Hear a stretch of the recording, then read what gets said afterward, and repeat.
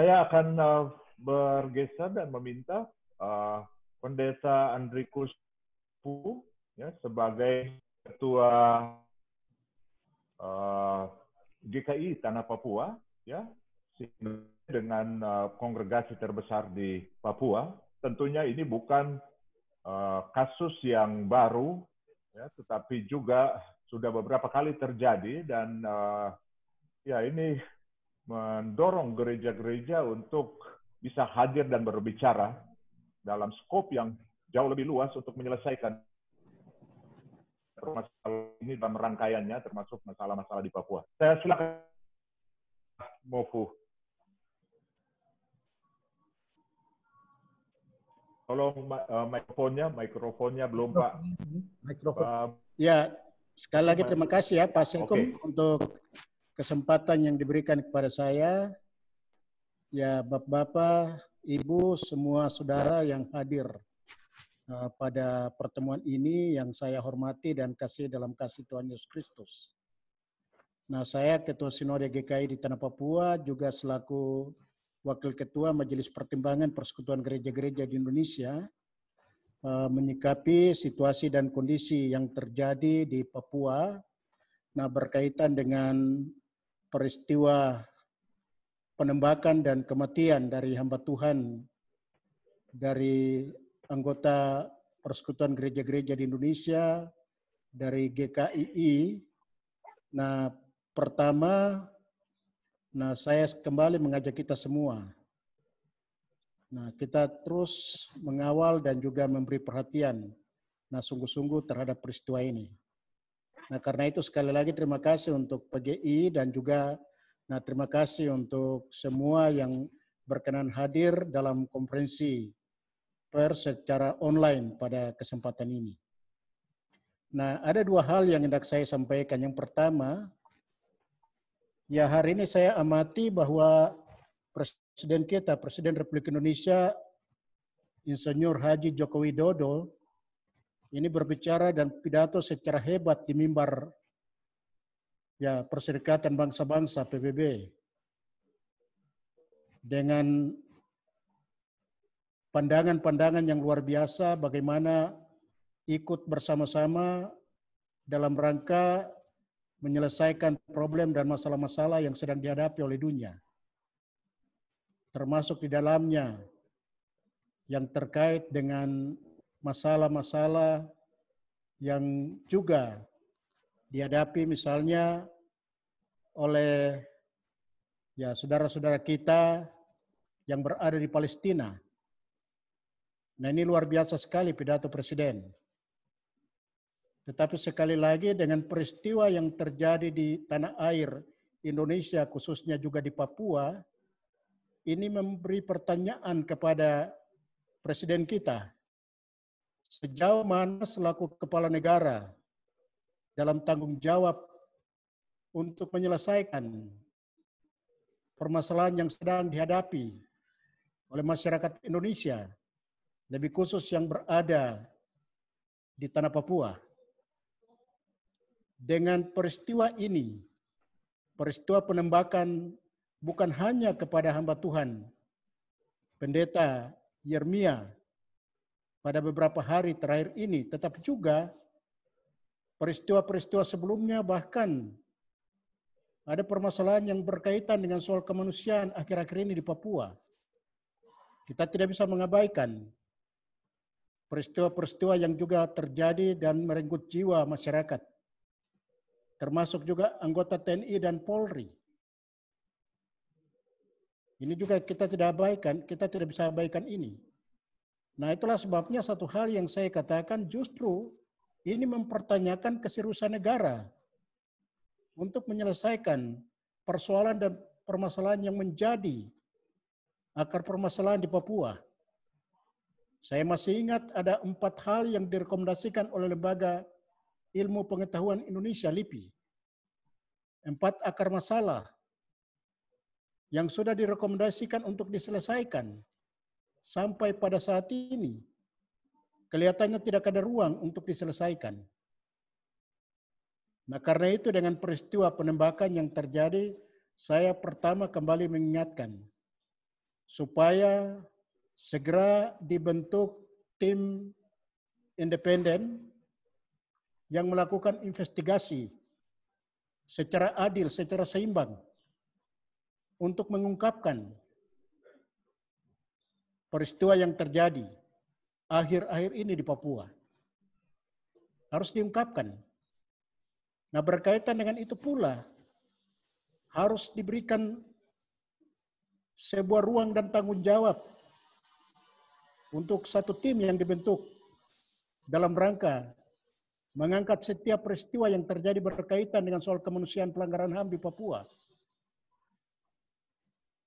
Nah, sampai saat ini tidak ada keseriusan untuk menyelesaikan masalah di Papua. Nah, hal yang kedua yang hendak saya sampaikan ialah konteks Papua hari ini. Nah, berkaitan dengan soal evaluasi otonomi khusus, kita sudah dengar, kita sudah amati, kita sudah lihat apa yang terjadi perkembangan terakhir di Papua. Ada berbagai pro kontra. Bahkan ada berbagai faksi yang telah menyatakan sikap. Dan justru dalam saat-saat seperti ini, saya boleh menggambarkan bahwa ini terjadi ketegangan yang luar biasa di Papua. Maksudnya ialah, kalau Presiden dan juga pemerintah seriusi untuk penyelesaian masalah di Papua termasuk dalam rangka membangun Papua dalam semangat otonomi khusus. Saya berharap sekali lagi meminta kepada Presiden untuk membuka ruang dialog. Membuka ruang untuk semua pihak. Semua komponen yang ada di Papua. Tidak membatasi dalam kelompok-kelompok tertentu. Hari ini sebagaimana yang kita saksikan, ada berbagai rekayasa untuk menghadirkan tokoh-tokoh yang atas nama orang Papua untuk berbicara atas nama Papua. Tetapi sekali lagi, ini tidak pernah akan menyelesaikan masalah di Papua. Nah, karena itu saya mintakan, nah supaya hal-hal seperti ini perlu diselesaikan dengan baik. Dalam bagian ini saya juga mintakan kepada pemerintah, Bapak Presiden, segera mengevaluasi teristimewa berkaitan dengan penempatan pendropping pasukan secara masif di Papua. Ini pertanyaan kita ada apa? Apakah kita kembali dalam sejarah masa lalu menempatkan Papua sebagai daerah DOM, daerah operasi militer, yang pada akhirnya tidak pernah menyelesaikan masalah di Papua. Justru sebaliknya, menimbulkan masalah-masalah baru. Sebagai pimpinan gereja, kami sebenarnya berharap, dan pernah saya sampaikan ini di hadapan Pak Kapolri dan juga Panglima. Kita justru selaku pimpinan gereja, kita berada dalam dua ketegangan yang luar biasa. Kalau hari ini ada hamba Tuhan yang menjadi korban, justru dalam situasi seperti ini saya katakan, kita berada dalam dua ketegangan. Ketika kita tidak bicara atas nama Jakarta, kita dicurigai. Ketika kita terlalu bicara atas nama orang Papua atau bicara tentang keadilan kemanusiaan di Papua, kita justru dicurigai. Karena itu, dua ketegangan ini dari dua belah pihak ini harus diselesaikan. Kita tidak bisa menyelesaikan masalah di Papua dengan langkah-langkah pendekatan operasi militer. Tidak bisa. Sebagai pimpinan umat kami perlu sampaikan. Tadi saya kembali menyampaikan, kalau Presiden hari ini berhasil membuat sehingga ruang sidang PBB semua berdiri dan memberi aplaus, saya pertanyakan apakah hal ini betul-betul dilihat sebagai sebuah hal yang baik, secara khusus berkaitan dengan situasi dan kondisi yang kita hadapi hari ini. Kita sedang mengalami situasi berkaitan dengan pandemi virus corona yang belum terhenti, belum selesai. Banyak masalah. Sekarang peristiwa kematian dan kita di Papua ini sekarang kondisinya semakin masif. Di beberapa kota hari ini terjadi peningkatan ya penderita COVID-19. Karena itu sekali lagi saya mengajak kepada pemerintah pusat melalui Bapak Presiden, sungguh-sungguh secara serius untuk memberi perhatian dalam rangka untuk penyelesaian Papua. Sehingga kita berharap ke depan tidak ada lagi jiwa manusia yang menjadi korban sia-sia. Pak Sekum, demikian itu yang dapat saya sampaikan. Terima kasih untuk perhatiannya, Tuhan memberkati. Kalau dalam waktu dekat pemerintah belum melakukan tindakan apapun terhadap kasus ini, apa yang akan dilakukan oleh gereja-gereja, ketua GKI Papua, dan juga PGI? Silakan Pak Moko. Oke, yang pertama, saya perlu menyampaikan bahwa akar masalah sebagaimana saya katakan tadi rekomendasi dari LIPI. Nah, itu rekomendasi yang pertama itu berkaitan dengan penyelesaian status Papua dalam kaitan dengan integrasi tadi. Oke, terkadang Jakarta mengatakan bahwa status integrasi Papua sudah selesai, tetapi jangan dipungkiri, jangan ditutup mata bahwa hari ini ada faksi-faksi, tadi saya katakan ada kelompok-kelompok yang mengatakan bahwa status integrasi Papua belum selesai. Ya, ini belum selesai. Nah, itu menurut faksi-faksi atau kelompok-kelompok yang tadi saya sampaikan.